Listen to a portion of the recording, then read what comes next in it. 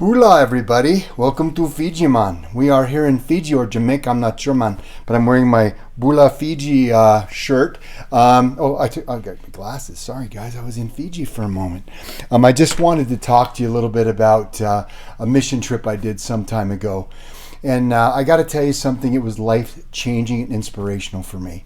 We went there with a culture who actually had no bias whatsoever against any type of healthcare provider. We were welcomed with open arms from medical doctors and people, and everybody in Fiji, just the kindest group of people I've ever met.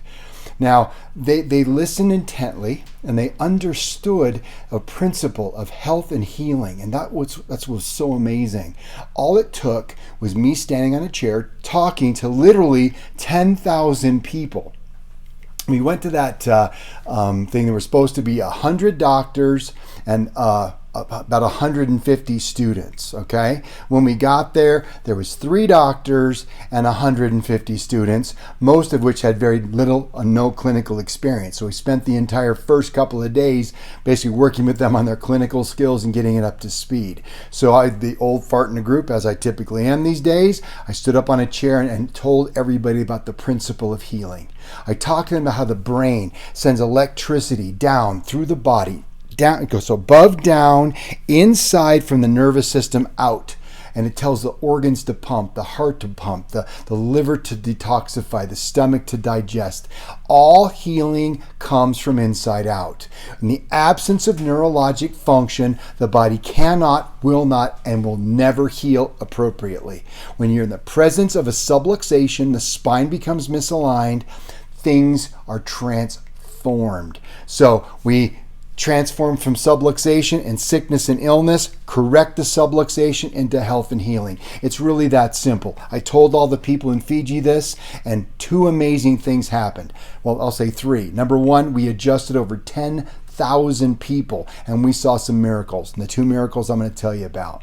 One was a guy fell off a horse, okay? Literally damaged his brainstem, upper motor neuron lesion. They brought the guy to me, and literally they brought him over. We looked like on a stretcher. He wasn't on a stretcher. His body was that rigid. So they brought him over, and I gave him his first adjustment, and I had him come back 2 and 3 times in a single day, and I got pictures of him at church for the first time in his whole life because he was bedridden, unable to function. That was an amazing story. Second story, another gal comes over. I was talking to the group, and this group of maybe 15 women came over, and they said, doctor, come with me. And I didn't quite know what was happening. I walked over, and the room kind of cleared. And I walked, there was a woman sitting there, literally had white death eyes, pale as a ghost, almost gray. And I walked up to her and said, what's going on, young lady? And she said, doctor, I'm dying. I've seen every medical provider there is, and nobody's been able to help me. Can you help me? And all I did was I looked at her. I said, I can help you. I came around, I checked her spine just as I would do anybody else's, and I found the subluxations, and I adjusted that woman. And I got to tell you what happened. It was amazing. I told her, now just come around. When it's time, come and find me again. We'll adjust you multiple times. We're going to get this body power turned back on.